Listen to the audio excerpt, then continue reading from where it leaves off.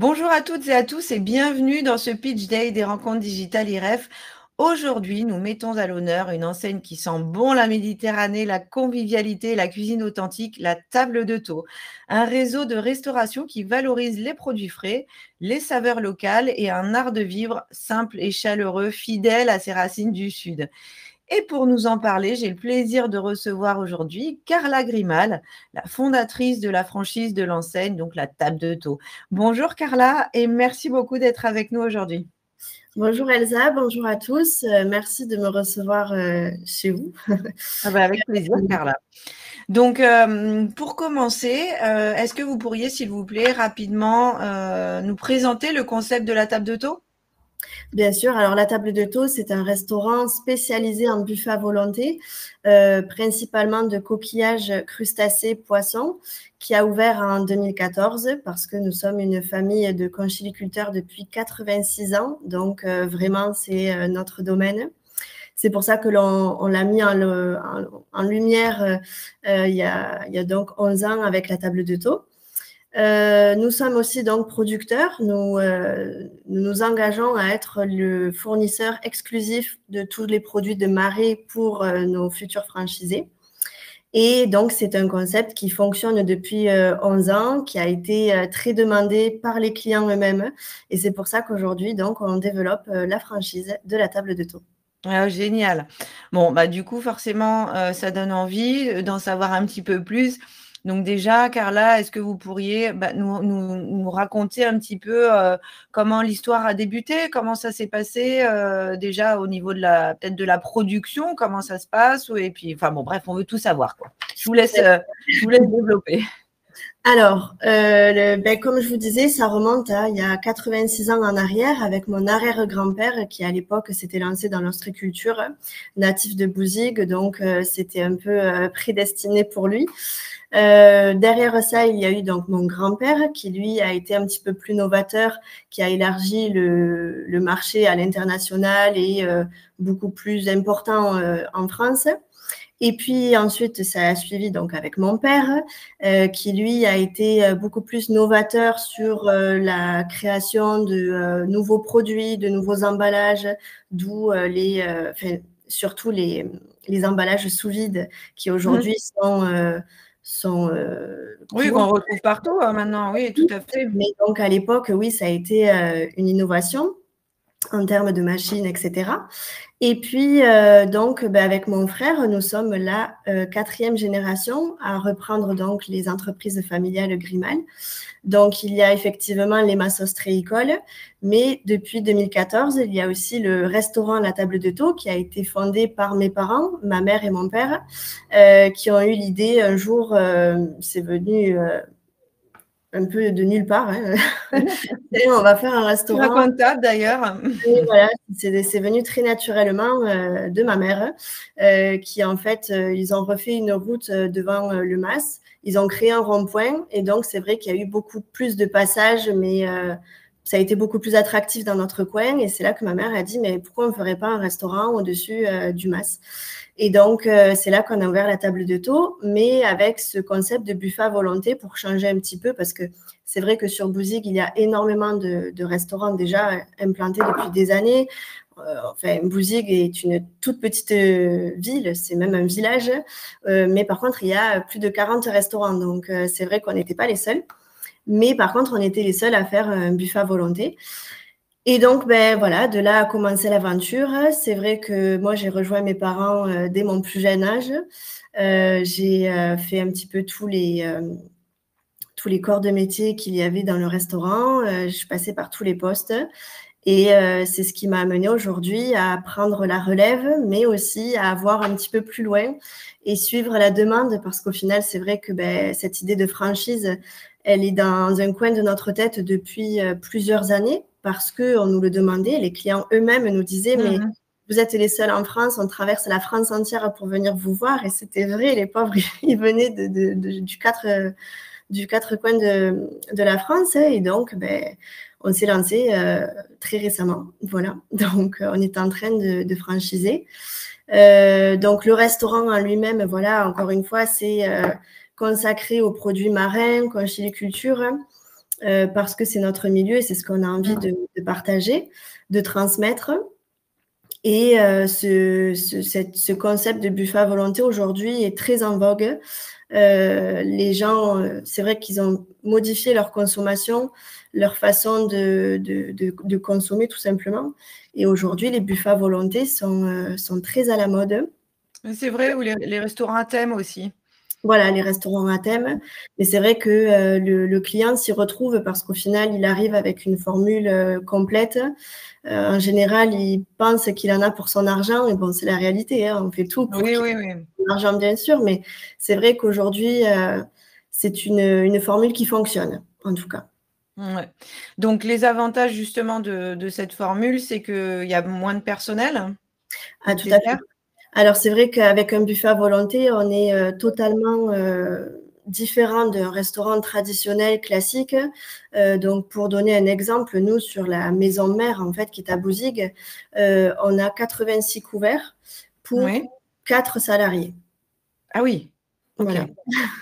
Il n'y a que l'été où on est vraiment en pleine saison et où donc le débit est beaucoup plus important parce qu'on est ouvert midi soir et les horaires sont plus conséquentes, où on prend un plongeur en plus de façon à ce que ça roule plus tranquillement. Mais sinon, à l'année, ils sont que 4, 2 en salle, 2 en cuisine. Et donc, ben, effectivement, sur un restaurant classique, normalement, vous êtes le double. Donc, c'est simplifié parce que en salle, les clients se servent eux-mêmes. Donc, c'est beaucoup plus simple pour des personnes qui travaillent en salle. Ils ont simplement à s'assurer que le client ne manque de rien, les débarrasser, être aux petits soins. Mais en fait, le client se sert lui-même. Donc, Oui, oui, tout à il y a fait. besoin de beaucoup moins de monde. Et au niveau de la cuisine, étant donné qu'on ne sert pas à l'assiette, il n'y a pas de dressage minute, de choses comme ça. Donc, en fait, c'est beaucoup de mise en place en amont. Tout est cuisiné en grande quantité. Donc, après, il suffit de rapprovisionner le buffet, Oui, oui, bien tout à sûr, fait. voilà, d'être présent pour le client aussi.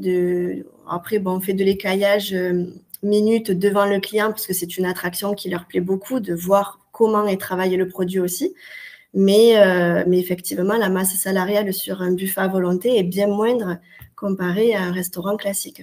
Oui, tout à fait. Et c'est quoi le panier moyen, du coup, la formule? Il y a une ou plusieurs formules? Alors, chez nous, il n'y a qu'une seule formule. On est à 37,90 le buffet à volonté, qui comprend du froid et du chaud. Donc, en fait, c'est comme si le client pouvait se faire entrée-plat. On a une multitude de produits. On a plusieurs plats à déguster. Je pense qu'on est entre 20 et 30 produits sur le buffet. Ouais. Donc après ça, c'est notre formule de base, c'est ce qui fonctionne sur Bouzigues. Mais c'est vrai que bon, pour avoir échangé déjà avec quelques candidats et quelques profils qui sont en cours, etc. C'est vrai que bon, mais selon la localisation, selon le local, on peut faire des buffets plus grands avec encore plus de choix. Selon la localisation, c'est eux qui voient un petit peu le couvert moyen qu'ils pourraient instaurer dans leur local. Mais bon, nous, voilà, c'est vrai qu'on est déjà à 37,90 pour un petit village à Bouzigues. Donc, après, c'est à discuter pour le reste. Ok, ok, ok, très clair. C'est quoi les valeurs, l'ADN de la table de taux? Quelles sont-ils? Quelles sont-elles? Familiale avant tout, parce que c'est vrai qu'on est une entreprise, enfin, on en a plusieurs entreprises familiales, mais on travaille en famille avec mes parents, avec mon frère. Bon, c'est moi qui suis surtout sur le restaurant, la franchise, tout ce secteur-là. Après, la conchyliculture, forcément, puisqu'on baigne là-dedans depuis des années aussi. Ouais, donc Donc, la fraîcheur, la qualité du produit. voilà, après, voilà, c'est vrai que c'est un produit que tout le monde connaît, mais pas forcément enfin, nous, on le voit à travers nos clients, par exemple, beaucoup nous disent, mais comment on fait des huîtres? Et donc, c'est vrai que nous, on a le restaurant qui donne sur les parcs à huîtres, donc on leur explique comment fonctionnent les tables, la pousse des huîtres, etc. Et en fait, on se rend compte qu'ils en apprennent beaucoup. Ils ne se doutent pas de tout ce qui est fait derrière. Et en fait, c'est vrai que c'est quelque chose qui nous tient à cœur aussi de transmettre parce que c'est un métier d'agriculture marine, voilà, c'est vraiment la conchyliculture. Mais c'est vrai que le mettre en lumière, c'est très intéressant. De mettre en lumière aussi les produits, d'expliquer aux clients comment c'est fait. Et voilà, notre métier, en fait, notre vie. Voilà, c'est vrai que ça nous porte à cœur aussi de le mettre en lumière. Après, les ADN, l'ADN du Non, non, restaurant. mais moi, ça me va très bien. Moi, je pensais aussi, ce que peuvent se poser aussi les futurs franchisés, c'est comment ça va se passer pour la fourniture des produits, des matières premières. Alors, c'est vrai que dans un gage de qualité, ce que nous avons toujours eu à cœur de garder et de transmettre aussi maintenant, nous serons fournisseurs exclusifs de tous les produits marrais parce que déjà, nous sommes dans le milieu depuis très longtemps. Nous sommes aussi marailleurs, donc ça nous permet d'avoir des produits, d'être bien placés. Ouais, Faut c'est ça. savoir que sur les autres enseignes, on travaille avec les grandes surfaces, donc c'est vrai qu'on a beaucoup de quantité et ça nous permet d'être bien placés au niveau qualité-prix par rapport aux quantités que l'on passe, en fait. Oui, oui, bien sûr.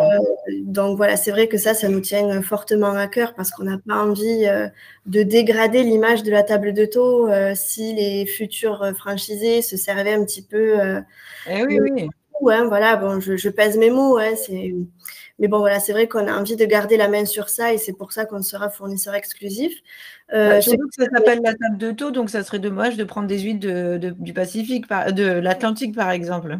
Alors oui, après, c'est quelque chose que soulèvent certains candidats parce que, en étant par exemple sur l'ouest de la France, Tout à on sait fait. bien que ce côté-là de la France ne consomme pas du tout d'huîtres de Bouzigues.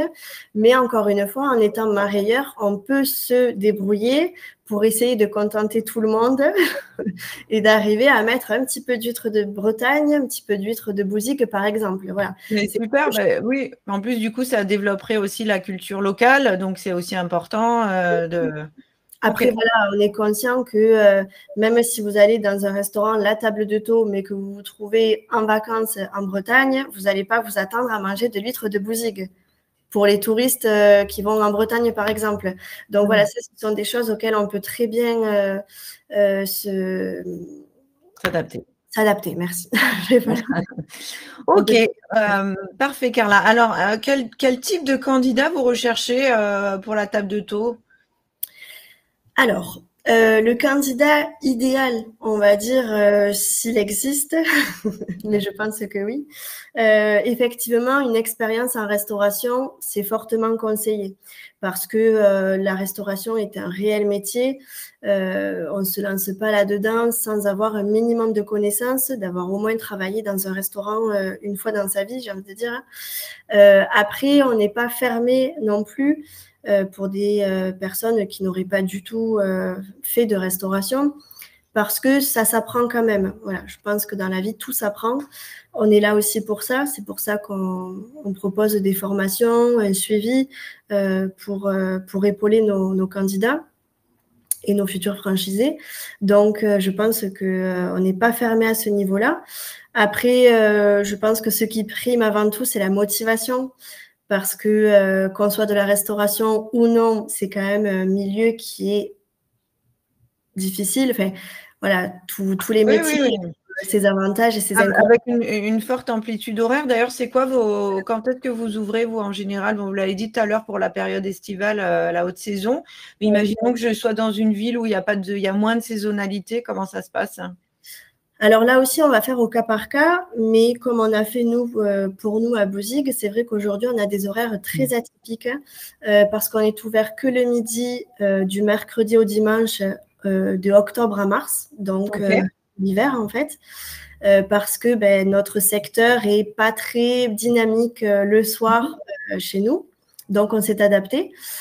Par contre, après, quand les beaux jours arrivent, effectivement, on a beaucoup plus de monde, beaucoup plus de touristes, etc. Donc là, on est ouvert midi et soir. Mais c'est qu'on est un secteur, on va dire, semi-saisonnier.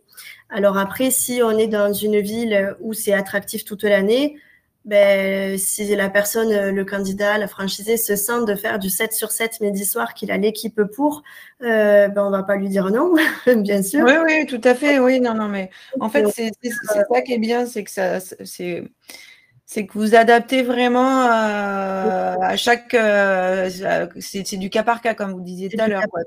Oui, oui, c'est du cas par cas en fonction de la localisation, en fonction du local. Je vais vous dire une bêtise, mais par exemple, si le local possède un petit intérieur et un grand extérieur, terrasse, forcément, il faudra qu'il adapte ses équipes avec la saison. Voilà, vraiment, c'est au cas par cas. Donc là, pour l'instant, nous, c'est vrai qu'on s'appuie sur Bouzigues, là où on est actuellement, mais c'est des choses qu'il faut voir en temps voulu, oui. Ok. Donc, oui, vous disiez, pardon, Carla, je vous ai coupé, que c'était un métier difficile, oui, mais… Bon, difficile, chaque métier a ses avantages et ses inconvénients, mais c'est vrai que la restauration, ça demande vraiment, j'ai envie de dire, une vocation. Il faut vraiment avoir envie de faire ces horaires-là, d'être un petit peu à l'envers des personnes qui ont des horaires de bureau, parce que là, il y a les week-ends, il y a les vacances, c'est là où nous, on travaille le plus en tant que restaurateur. Il faut avoir envie de travailler tard le soir, parfois, on connaît, c'est la restauration. La motivation, oui, parce que c'est un milieu qui demande beaucoup de temps, d'engagement, des fois de patience, surtout pour la personne qui sera amenée à manager ses équipes, etc. C'est vrai que c'est pas toujours facile, mais avec un bon esprit, un esprit d'équipe, l'envie d'y arriver, en général, ça fonctionne, hein, mais il faut être très motivé. Après, c'est vrai qu'un intérêt pour le milieu marin conchylicole, ça nous tient à cœur parce que ce sont notre ADN, comme vous disiez tout à l'heure, c'est vraiment notre milieu. On a à cœur de le partager, de le transmettre, mais aussi de le faire transmettre aux clients. Et donc, pour ça, il faut un minimum de curiosité, d'envie d'apprendre, ou alors peut-être que c'est des choses qui seront acquises auparavant par les franchisés, qui seront déjà dans le milieu, qui auront déjà travaillé ce genre de produit. Donc voilà, pourquoi pas. Et puis après, oui, le management, le leadership, la capacité de gestion, parce que pour toute société qu'on entreprend, il faut arriver à bien manipuler tout ça et à bien gérer son entreprise. Hein. Oui, évidemment. C'est la clé. Et c'est vrai que ça me semble compliqué de vendre des huîtres si on n'aime pas les produits de la mer, quoi, effectivement. Mais bon, c'est quand même, oui. Est-ce qu'il y a un âge plus qu'un autre que vous privilégiez ou peu importe, en fait? Est-ce qu'il faut… Peu importe, parce que là, c'est vrai que jusqu'à présent, j'ai reçu pas mal de candidatures. C'est vrai qu'il y a une moyenne d'âge qui se dessine déjà. On est vraiment vers 55 ans. Voilà. Mais après, on a aussi des plus jeunes. On n'est pas fermé aux plus jeunes. Moi, la première, je suis jeune. Et pourtant, voilà. Je veux dire, l'âge n'empêche rien. Donc, non, il n'y a pas de… Il n'y a pas d'âge particulier. Ok, bon, super. Quelles sont les conditions d'accès au réseau? Quel est le coût en fait d'un projet comme la table de taux? Alors, le coût a été calculé par rapport à ce que l'on demande de particulier pour la table de taux. Donc, c'est-à-dire tout ce qui est mobilier, buffet à volonté, bien sûr, la mise en place du buffet. Quelques trucs, on va dire, assez techniques, comme une machine à glace à paillettes, une chambre, voilà, des choses qui sont conseillées pour correspondre véritablement à la table de taux, pouvoir travailler dans de bonnes conditions. Après, bien sûr, bon, voilà, c'est ce qui m'est arrivé dernièrement avec des candidats. Là aussi, c'est au cas par cas. Parce que une personne qui veut se lancer, qui cherche un local et qui va trouver un local vide, forcément, l'investissement va être plus élevé qu'une personne qui a déjà un local, déjà aménagé. Déjà avec une cuisine, etc. Donc, c'est vrai que voilà, c'est vraiment approximatif. 100 000 euros pour voilà, tout ce qu'on demande vraiment dans la table de taux. C'est une moyenne, on va dire, entre la personne qui aura un local vide et une personne qui sera déjà semi-aménagée. Mais après, on a 25 000 euros de droits d'entrée qui sont demandés. Donc, voilà, c'est pour ça qu'on monte à 125 000 euros d'investissement global, d'où le calcul de 40 000 euros d'apport personnel. Oui, tout à fait. Bon, sachant que en comparaison avec d'autres projets dans la restauration, c'est beaucoup moins élevé. C'est moins élevé. Après, on s'appuie aussi sur une surface minimum de 200 mètres carrés. Pareil, si le local en fait 1000, forcément. Évidemment, ce sont des moyennes, on est d'accord. Voilà. Mais oui, c'est vrai que c'est relativement correct pour un restaurant. Oui, tout à fait. Alors, comment ça se passe? Comment vous accompagnez les franchisés? Qu'est-ce que vous avez prévu comme formation, comme accompagnement? Comment ça va se passer? Alors déjà, il y aura effectivement une formation initiale sur quelques jours où on les fera venir directement sur Bouzigues pour leur montrer les coulisses du métier. Donc le MAS, c'est là où on fera vraiment la formation théorique sur la conchyliculture, le travail des produits, de tout ce qui est coquillage, crustacés, qui est en général moins connu que ce qui est poisson. C'est vrai que le poisson est souvent travaillé, mais les coquillages, c'est tellement particulier que on fera tout ce qui est théorique au MAS. Ensuite, il y aura la présentation du restaurant, bien évidemment, la cuisine, les recettes, la mise en avant du service, de voilà, comment on souhaite que ça se passe, les valeurs que l'on a envie de transmettre aussi, que ce soit au sein de l'équipe ou en direct avec les clients. Donc, voilà, on passera quelques jours ensemble de façon à montrer les coulisses et la mise en avant du restaurant. Ensuite, il y aura un accompagnement qui se fera les premiers jours pour l'ouverture du restaurant. Alors, bien sûr, entre la formation théorique, pratique, où on donne vraiment toutes les clés du concept, et l'ouverture, on sera toujours amené à se revoir parce que, pour l'aménagement déjà, tout ça. Voilà, le choix du local, l'aménagement, etc. Bien sûr qu'on se reverra.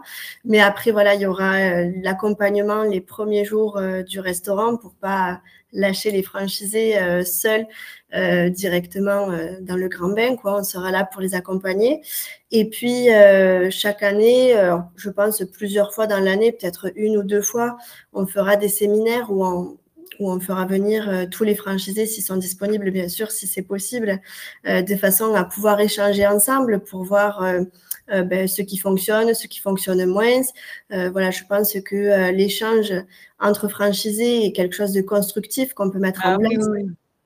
Parce que eux-mêmes peuvent avoir des idées ou alors voilà, mettre le doigt sur des petites choses qu'ils pensent qui seraient bonnes. Peut-être faire remonter des succès et puis peut-être des choses à améliorer. Comme ça fait grandir et avancer le réseau aussi. Exactement. Voilà, après, c'est cet esprit réseau, justement, qu'on a envie de construire parce qu'effectivement, je pense que ensemble, on peut être encore plus fort et faire remonter, justement, les choses comme ça, échanger. Ça peut être que constructif, donc autant s'en servir. Ensuite, donc, il y aura des contrôles quand même, des visites non annoncées de façon à vérifier que les demandes soient bien respectées, qu'on est bien toujours dans le cadre de la table de taux, que ça diverge pas trop. Voilà. Donc, il y aura des petits contrôles. Et puis, on proposera aussi la formation sur demande si besoin, c'est-à-dire que si un franchisé vient à modifier toute son équipe et que du coup il a besoin d'un coup de pouce pour arriver à remoduler un petit peu tout ça, on sera présent, on répondra présent et on sera là pour l'épauler. Parce que c'est vrai que par exemple, notamment avec les huîtres, l'écaillage n'est pas toujours quelque chose de facile. Donc voilà, c'est vrai qu'on pourra toujours intervenir pour faire des formations, ne serait-ce que sur l'écaillage si besoin. Ok. Parfait, Carla. Écoutez, on a fait un petit tour sympathique là de la table de taux. Bon, maintenant, il n'y a plus qu'à goûter, hein, je dirais. On va se lancer. Merci beaucoup, Carla. Je vous laisse conclure. Je vous laisse le mot de la fin, si vous le voulez bien. Écoutez, merci beaucoup en tout cas aux rencontres digitales pour tout votre travail. C'est vrai que on est sur le marché de la franchise depuis quelques temps. Les retombées sont très satisfaisantes. C'est vrai qu'on a pas mal de candidats déjà, d'études de dossier, des profils très intéressants et on espère que les choses évolueront. C'est vrai que c'est un projet familial qui nous tient à cœur, novateur, parce que c'est vrai qu'on est très peu sur le marché à proposer ce genre de choses-là.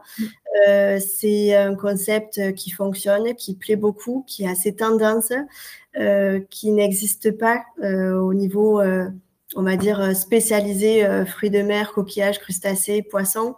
Donc, écoutez, si vous êtes intéressé, que vous avez envie de candidater pour nous, on se fera un plaisir d'étudier votre candidature et pourquoi pas de faire un bout de chemin ensemble. Ouais, je vous le souhaite, Carla. Je vous souhaite beaucoup de succès. En tout cas, merci beaucoup pour toutes ces informations et merci à vous également d'avoir suivi cette interview. Vous l'avez bien compris, la table de taux, c'est bien plus qu'un restaurant, c'est une aventure humaine et gustative portée par l'authenticité, la passion du terroir, la convivialité du Sud et la famille. Hein. Donc, pour en savoir plus, comme vous le disiez, Carla, rendez-vous sur le stand de la table de taux ou pour échanger directement avec elle et son équipe. En tout cas, merci à tous. Merci, Carla, et à très bientôt pour un nouveau Pitch Day des rencontres digitales IREF. Merci.